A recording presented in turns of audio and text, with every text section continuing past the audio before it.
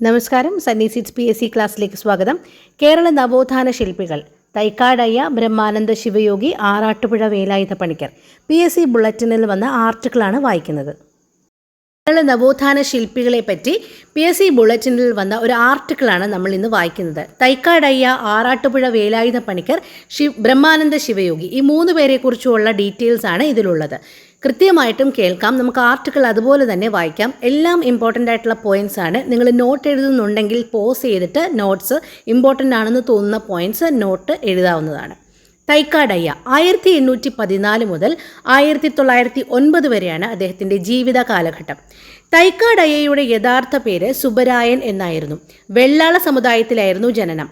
പിതാവ് മുത്തുകുമാരൻ, മാതാവ് രുക്മിണി അമ്മാൾ. തമിഴ്നാട്ടിലെ നഗലപുരത്ത് 1814 സുബരായൻ ജനിച്ചത്. ടിപ്പുവിൻ്റെ പടയോട്ടക്കാലത്ത് മലബാറിൽ നിന്ന് തമിഴ്നാട്ടിലേക്ക് താമസം മാറിയവരാണ് അദ്ദേഹത്തിൻ്റെ പൂർവികർ. സുബ്രഹ്മണ്യനായിരുന്നു അവരുടെ കുടുംബദേവത. കുടുംബജീവിതം നയിച്ചിരുന്ന ഒരു യോഗിയായിരുന്നു തൈക്കാടയ്യ. അദ്ദേഹം 19-ാം നൂറ്റാണ്ടിൽ പന്തി ഭോജനം ആരംഭിച്ചു. മഹാത്മാഗാന്ധിജി പന്തി ഭോജനത്തെക്കുറിച്ച് ചിന്തിക്കുന്നതിന് മുമ്പാണിത്. ഏതൊരു യോഗിക്കും വിഗ്രഹ പ്രതിഷ്ഠ നടത്താനാകുമെന്ന അദ്ദേഹത്തിൻ്റെ വാദഗതിയാണ് അരുവിപ്പുറത്ത് ശിവപ്രതിഷ്ഠ നടത്താൻ ശ്രീനാരായണ ഗുരുവിന് പ്രചോദനമായത്. ശ്രീനാരായണ ഗുരുവിന് മാത്രമല്ല, ചട്ടമ്പി സ്വാമികൾക്കും അയ്യങ്കാളിക്കും മാർഗദർശിയായിരുന്നു അയ്യ. ഇന്ത ഉലകിലെ ഒരേ ഒരു ജാതി താൻ, ഒരേ ഒരു മതം താൻ, ഒരേ ഒരു കടവുൾ താൻ എന്ന തൈക്കാടയ്യയുടെ വചനത്തിൽ മലയാള പരിഭാഷ ഒരു ജാതി, ഒരു മതം, ഒരു ദൈവം, ഇത് പ്രസിദ്ധമാക്കിയത് ശ്രീനാരായണ ഗുരുവാണ്. 12-ാം വയസ്സിലാണ് സുബരായൻ ആത്മീയ മാർഗം സ്വീകരിച്ചത്. 16-ാം വയസ്സിൽ അദ്ദേഹം ഗുരുക്കന്മാരോടൊപ്പം ബർമ, സിംഗപ്പൂർ, പെനാഗ്, ആഫ്രിക്ക എന്നിവിടങ്ങളിലേക്ക് പോയി. ഈ കാലയളവിൽ അദ്ദേഹം യോഗവിദ്യയിൽ അതീവ നൈപുണ്യം കൈവരിച്ചു. 3 വർഷത്തിനു ശേഷം തിരികെ എത്തിയ അദ്ദേഹം യോഗ പരിശീലനം തുടർന്നു. ക്രമേണ അദ്ദേഹം അഷ്ടസിദ്ധി എന്ന വിദ്യയും സ്വായത്തമാക്കി. 27 വയസ്സുള്ളപ്പോൾ ഗുരുവിൻ്റെ നിർദ്ദേശപ്രകാരം അദ്ദേഹം കൊടുങ്ങല്ലൂർ ദേവീക്ഷേത്രം സന്ദർശിച്ചു. അവിടെ നിന്ന് തിരുവിതാംകൂർ സന്ദർശനത്തിന് പോയി. തിരുവനന്തപുരത്ത് തൈക്കാട് എന്ന സ്ഥലത്ത് വെച്ച് ദേവി പൂർണ്ണ സ്വരൂപത്തിൽ അദ്ദേഹത്തിന് പ്രത്യക്ഷയായി. ശിഷ്ടകാലം അവിടെ കഴിയാൻ അദ്ദേഹം തീരുമാനിച്ചു. അയ്യയുടെ ആത്മീയ പ്രഭാവത്തെക്കുറിച്ച് അറിഞ്ഞ് തിരുവിതാംകൂർ രാജാവ് സ്വാതി തിരുനാൾ കൊട്ടാരത്തിലേക്ക് അദ്ദേഹത്തെ ക്ഷണിക്കുകയും ശിഷ്യത്വം സ്വീകരിക്കുകയും ചെയ്തു. നാഗർകോവിലിലെ സ്വാമിത്തോപ്പിലുള്ള ശ്രീ വൈകുണ്ഠപാദരെയും തൈക്കാടയ്യ സന്ദർശിച്ചു. തൻ്റെ പിതാവ് കാശിക്ക് പോയപ്പോൾ അയ്യയ്ക്ക് കുടുംബത്തെ സംരക്ഷിക്കേണ്ട ചുമതല വന്നു ചേർന്നു. ഗുരുവിൻ്റെ നിർദ്ദേശപ്രകാരം കൊല്ലം സ്വദേശിനിയായ കമലമ്മാളെ അദ്ദേഹം വിവാഹം കഴിക്കുന്നു. അവർക്ക് 3 ആൺമക്കളും 2 പെൺകുട്ടികളും ജനിച്ചു. കുടുംബജീവിതത്തിൽ കഴിയുമ്പോഴും അയ്യ ആത്മീയ പ്രവർത്തനങ്ങൾ തുടർന്നു. അദ്ദേഹത്തിൻ്റെ ശിഷ്യരിൽ നാനാജാതി മതസ്ഥരുണ്ടായിരുന്നു. ചെന്നൈയിലെ പട്ടാള ക്യാമ്പിലേക്ക് സാധനങ്ങൾ കൊടുക്കുന്ന ജോലി നിർവഹിച്ചിരുന്നു. ഇത് മെസ് സെക്രട്ടറി മക്ഗ്രിഗറുമായിട്ടുള്ള പരിചയത്തിന് ഇടയാക്കി. അദ്ദേഹം അയ്യയിൽ നിന്ന് തമിഴും യോഗയും പഠിച്ചു. ആയില്യം തിരുനാൾ രാജാവിൻ്റെ കാലത്ത് മക്ഗ്രിഗർ തിരുവിതാംകൂറിലേക്കുള്ള റെസിഡൻ്റായി നിയമിതനായി. മക്ഗ്രിഗർ അയ്യയെ തൈക്കാട് റെസിഡൻസിയുടെ മാനേജറായിട്ട് നിയമിച്ചു. 1873 മുതൽ 1909 സമാധിയാകും വരെ അയ്യ ആ പദവിയിൽ തുടർന്നു. സഹപ്രവർത്തകർ അദ്ദേഹത്തെ ബഹുമാന പുരസ്സരം സൂപ്രണ്ട് അയ്യ എന്ന് വിളിച്ചു. പേട്ടയിലെ ജ്ഞാനപ്രകാശിക സഭയിൽ അയ്യ യോഗ, വേദാന്തം തുടങ്ങിയ വിഷയങ്ങളിൽ പ്രഭാഷണങ്ങൾ നടത്തിയിരുന്നു. തിരുവനന്തപുരത്തെ സാമൂഹിക ആത്മീയ മേഖലകളിലെ പ്രമുഖർ അദ്ദേഹവുമായി ബന്ധം പുലർത്തിയിരുന്നു. തിരുവിതാംകൂറിലെ ആദ്യത്തെ ബിരുദാനന്തര ബിരുദധാരിയായ മനോന്മണിയം സുന്ദരൻ പിള്ളയുടെ സഹായത്തോടെ തിരുവനന്തപുരത്ത് ശൈവ പ്രകാശിക സഭ സ്ഥാപിച്ചു. 1909 തൈക്കാടയ്യ സമാധിയായി. 1943 തൈക്കാടയ്യയുടെ സ്മരണാർത്ഥം തിരുവനന്തപുരം തൈക്കാട്ട് അയ്യാസ്വാമി ക്ഷേത്രം സ്ഥാപിച്ചത്. ശിവനാണ് ഈ അമ്പലത്തിലെ പ്രതിഷ്ഠ. അടുത്ത് നോക്കാം ആറാട്ടുപുഴ വേലായുധ പണിക്കർ.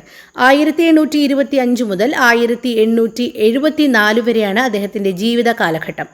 കല്ലിശ്ശേരിയിൽ വേലായുധ ചേകവർ എന്ന യഥാർത്ഥ നാമമുള്ള ആറാട്ടുപുഴ വേലായുധ പണിക്കർ ആലപ്പുഴ ജില്ലയിലെ കാർത്തികപ്പള്ളി താലൂക്കിലെ ആറാട്ടുപുഴയിൽ 1825 ജനിച്ചു. കളരിപ്പയറ്റ്, ആയുർവേദം, ജ്യോതിഷം എന്നിവയിൽ നിപുണനായിരുന്നു അദ്ദേഹത്തിൻ്റെ പൂർവികർ. ബാല്യത്തിൽ തന്നെ അച്ഛനമ്മമാരെ നഷ്ടപ്പെട്ട വേലായുധ പണിക്കർക്ക് കളരിയുടെയും സംസ്കൃതത്തിൻ്റെയും പാഠങ്ങൾ പകർന്നുകൊടുത്തത് മുത്തച്ഛനായിരുന്നു. താഴ്ന്ന ജാതിക്കാരെ ക്ഷേത്രത്തിൽ പ്രവേശിക്കാൻ അനുവദിക്കാതിരുന്ന അക്കാലത്ത് മംഗലത്ത് എന്ന സ്ഥലത്ത് പണിക്കരുടെ നേതൃത്വത്തിൽ ഒരു ക്ഷേത്രം നിർമ്മിക്കുകയും അവിടെ ശിവപ്രതിഷ്ഠ ചെയ്യുകയും ചെയ്തു. 1853 തണ്ണീർമുക്കം ചെറുവാരണം കരയിൽ രണ്ടാമത്തെ അവർണ ശിവക്ഷേത്രം സ്ഥാപിക്കപ്പെട്ടു. സവർണർ ഇതിനെതിരെ ശക്തമായി പ്രതിഷേധിച്ചു. ക്ഷേത്ര ആചാരവിധികൾ പഠിക്കാനായി അദ്ദേഹം ഗോവയിൽ പോയിരുന്നു. അച്ചിപ്പുടവ സമരത്തിന് നേതൃത്വം നൽകിയത് വേലായുധ പണിക്കരാണ്. അക്കാലത്ത് സവർണർക്ക് മാത്രമേ മനോഹരമായ വസ്ത്രങ്ങൾ ധരിക്കാൻ അവകാശമുണ്ടായിരുന്നുള്ളൂ. സവർണ സ്ത്രീകൾ ധരിക്കുന്ന കണങ്കാൽ വരെ എത്തുന്ന ഇരട്ടത്തുണി അറിയപ്പെട്ടിരുന്നത് അച്ചിപ്പുടവ എന്നാണ്. കായംകുളത്തിനടുത്ത് പന്നിയൂരിൽ അച്ചിപ്പുടവ ഉടുത്തു നടന്ന ഒരു ഈഴവ യുവതിയുടെ പുടവ സവർണർ വലിച്ചു കീറിക്കളഞ്ഞു. ഇതറിഞ്ഞ പണിക്കർ ഏതാനും ഈഴവ യുവതികളെ അച്ചിപ്പുടവ ഉടുപ്പിച്ച് പന്നിയൂരിൽ പരേഡ് നടത്തി. തുടർന്ന് എല്ലാ സ്ത്രീകൾക്കും മാന്യമായ വസ്ത്രം ധരിക്കുന്നതിനുള്ള അവകാശത്തിനായി പണിക്കർ ആറാട്ടുപുഴയിലും പരിസരത്തും പണിമുടക്ക് നടത്തി. കൃഷി അടക്കമുള്ള ജോലികളിൽ നിന്ന് ഈഴവരടക്കമുള്ള പിന്നോക്ക ജാതിക്കാർ മാറി നിന്നു. കാര്യങ്ങൾ പന്തിയല്ലെന്ന് കണ്ട് സവർണർ ഒത്തുതീർപ്പിന് തയ്യാറാവുകയും ആ പ്രദേശങ്ങളിലെ സ്ത്രീകൾക്ക് അച്ചിപ്പുടവ ഉടുക്കാൻ അവസരം നൽകുകയും ചെയ്തു. വേലായുധ പണിക്കർക്ക് കഥകളി വളരെ ഇഷ്ടമായിരുന്നു. അക്കാലത്ത് അവർണരെ കഥകളി കാണിക്കുന്നതിനോ പരിശീലിപ്പിക്കുന്നതിനോ അനുവദിച്ചിരുന്നില്ല. ക്ഷേത്രകലയായ കഥകളിയെ താൻ സ്ഥാപിച്ച മംഗലം ക്ഷേത്രത്തിന്റെ ആഭിമുഖ്യത്തിൽ പരിശീലിപ്പിക്കാൻ പണിക്കർ തീരുമാനിച്ചു. കഥകളി വിദഗ്ധനും തൻ്റെ കൂട്ടുകാരനുമായ അമ്പലപ്പുഴ മാധവക്കുറുപ്പിന്റെ സഹായത്തോടെ ഈഴവ യുവാക്കളെ പരിശീലിപ്പിച്ച് അരങ്ങേറ്റം നടത്തി. ഇത് സവർണ മേൽക്കോയ്മയ്ക്കേറ്റ കനത്ത അടിയായി. അവർ ദിവാന് പരാതി നൽകി. പണിക്കരുടെ വാദങ്ങൾ അംഗീകരിക്കപ്പെടുകയും അവർക്കും കഥകളി അവതരിപ്പിക്കാൻ അനുമതി ലഭിക്കുകയും ചെയ്തു. അവർണ സ്ത്രീകൾക്ക് അക്കാലത്ത് സ്വർണ്ണാഭരണങ്ങൾ അണിയാൻ അവകാശമുണ്ടായിരുന്നില്ല. പന്തളത്ത് ഒരു അവർണ യുവതി പൊന്നിൻ മൂക്കുത്തി ധരിച്ച് ചന്തയിലെത്തി. ഇത് കണ്ട് സവർണ പ്രമാണിമാർ മുക്കുത്തി വലിച്ചു പറിച്ചു കളഞ്ഞു. ഇതറിഞ്ഞ വേലായുധ പണിക്കർ അടുത്ത ദിവസം സ്വർണ്ണ മുക്കുത്തിയുമായി പന്തളം ചന്തയിലെത്തി അവർണ യുവതികളെ വിളിച്ചുകൂട്ടി മുക്കുത്തി ധരിക്കാൻ ആവശ്യപ്പെട്ടു. അവർ മൂക്കിൽ ധരിച്ചിരിക്കുന്ന ഈർക്കിലിയും പിച്ചളക്കമ്പികളും മാറ്റി പൊന്നിൻ മൂക്കുത്തി ധരിപ്പിച്ചു. അവ പറിച്ചെടുത്തു കളയാൻ ആർക്കെങ്കിലും ധൈര്യമുണ്ടോ എന്ന് പണിക്കർ വെല്ലുവിളിച്ചു. ആരും മുന്നോട്ട് വന്നില്ല. ആറാട്ടുപുഴയിൽ ഒരു സ്കൂളും വായനശാലയും അദ്ദേഹം സ്ഥാപിച്ചു. ഇപ്രകാരം ജാതി വ്യവസ്ഥയ്ക്കെതിരെ പോരാടിയ വേലായുധ പണിക്കർ 1874 49 വയസ്സിൽ ഒരു ബോട്ട് യാത്രയ്ക്കിടെ ഇരുട്ടിൻ്റെ മറവിൽ വധിക്കപ്പെട്ടു. അടുത്ത നോക്കാം ബ്രഹ്മാനന്ദ ശിവയോഗി. 1852 മുതൽ 1929 വരെയാണ് ജീവിത കാലഘട്ടം. പാലക്കാട് ജില്ലയിലെ കൊല്ലങ്കോട് എന്ന സ്ഥലത്ത് രാവുണ്യാരത്ത് കുഞ്ഞികൃഷ്ണൻ മേനോന്റെയും കാരാട്ട് നാണിയമ്മയുടെയും മകനായിട്ട് 1852 ഓഗസ്റ്റ് 26 അദ്ദേഹം ജനിക്കുന്നത്. ബ്രഹ്മാനന്ദ ശിവയോഗിയുടെ പൂർവാശ്രമത്തിലെ പേര് കാരാട്ട് ഗോവിന്ദ മേനോൻ എന്നായിരുന്നു. യൗവന ആരംഭത്തിൽ ഗോവിന്ദൻകുട്ടി എന്നും വിളിക്കപ്പെട്ടു. അച്ഛനമ്മമാരുടെ പ്രേരണ മൂലം ഗോവിന്ദൻകുട്ടിക്ക് താവുകുട്ടിയമ്മ എന്ന 17കാരിയെ വിവാഹം കഴിക്കേണ്ടതായിട്ട് വന്നു. പിൽക്കാലത്ത് അവർ ആരാധകരുടെ യോഗിനി മാതാവായി അറിയപ്പെട്ടു. ദൈവസങ്കല്പത്തെയും ജാതി മതഭേദങ്ങളെയും അനാചാരങ്ങളെയും തള്ളിക്കളഞ്ഞ സന്യാസിവര്യനായിരുന്നു ശിവയോഗി. ബ്രഹ്മാനന്ദ ശിവയോഗിയുടെ ആദ്യ പുസ്തകമായ സിദ്ധാനുഭൂതിയിൽ ക്ഷേത്ര ആചാരങ്ങളോട് അനുബന്ധിച്ചുള്ള വ്രതം, പൂജ എന്നിവയൊക്കെ നിരർത്ഥകമാണെന്ന് പ്രതിപാദിക്കുന്നുണ്ട്. പാലക്കാട്ടെ ആലത്തൂരിൽ 1907 അദ്ദേഹം സിദ്ധാശ്രമം സ്ഥാപിച്ചു. നിരീശ്വരവാദിയായ അദ്ദേഹം വിഗ്രഹാരാധനയെ എതിർത്തു. തൻ്റെ ആശയങ്ങളുടെ പ്രചരണാർത്ഥം അദ്ദേഹം ആനന്ദമതം സ്ഥാപിച്ചു. 1907 വേദോപനിഷത്തുകളെയും ഭഗവത്ഗീത തുടങ്ങിയ മതഗ്രന്ഥങ്ങളെയും അപഗ്രഥിച്ച് ആനന്ദലബ്ധിക്ക് ഉതകുന്നവയെ സ്വീകരിച്ച് ക്രോഡീകരിച്ചതാണ് ആനന്ദമതം. സർവമതസ്ഥർക്കും അതിൽ പ്രവർത്തിക്കാമായിരുന്നു. നിർമ്മമനായ ഈശ്വരനെ കണ്ട് ലൗകിക ജീവിതത്തിൽ പ്രയോജനമില്ല എന്ന് ആനന്ദമതം സിദ്ധാന്തിച്ചു. മദ്യനിരോധനവും സ്ത്രീ വിദ്യാഭ്യാസവും അദ്ദേഹം പ്രോത്സാഹിപ്പിച്ചു. വിഗ്രഹാരാധനയെ എതിർത്തു.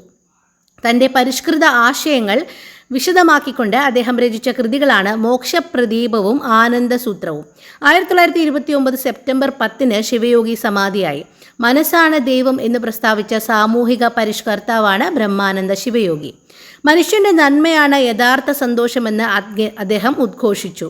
ബ്രഹ്മാനന്ദ ശിവയോഗി സ്ഥാപിച്ച പ്രസ്ഥാനമാണ് ആനന്ദ മഹാസഭ. 1918 ഹിന്ദുമതത്തിലെ അനാവശ്യമായ ആചാരങ്ങൾ ഒഴിവാക്കുക, ജാതിയുടെയും മതത്തിൻ്റെയും അടിസ്ഥാനത്തിൽ ജനങ്ങളെ വേർതിരിക്കാതിരിക്കുക, മാംസാഹാരം ഒഴിവാക്കുക, ഹിംസാത്മകമായ മതകർമ്മങ്ങൾ ഒഴിവാക്കുക എന്നിവയായിരുന്നു ആനന്ദമത പ്രസ്ഥാനത്തിൻ്റെ ആശയാദർശങ്ങൾ.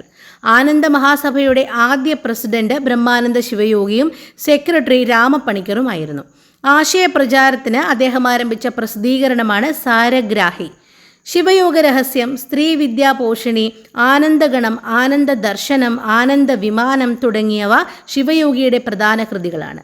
ശിവയോഗിയുടെ മോക്ഷപ്രദീപം എന്ന ഗ്രന്ഥം അഭ്യസ്തവിദ്യരായ ചിലരിൽ ചെലുത്തിയ ശക്തമായ സ്വാധീനത്തിൻ്റെ ഫലമായി തിരുവനന്തപുരത്തെ ആറ്റുകാൽ ക്ഷേത്രത്തിൽ പതിവായി നടന്നു വന്നിരുന്ന ആടുവെട്ടും കോഴിവെട്ടും നിർത്തുവാൻ കഴിഞ്ഞതിനെക്കുറിച്ച് ശിവയോഗിക്ക് എഴുതിയ മഹാകവിയാണ് KC കേശവപിള്ള.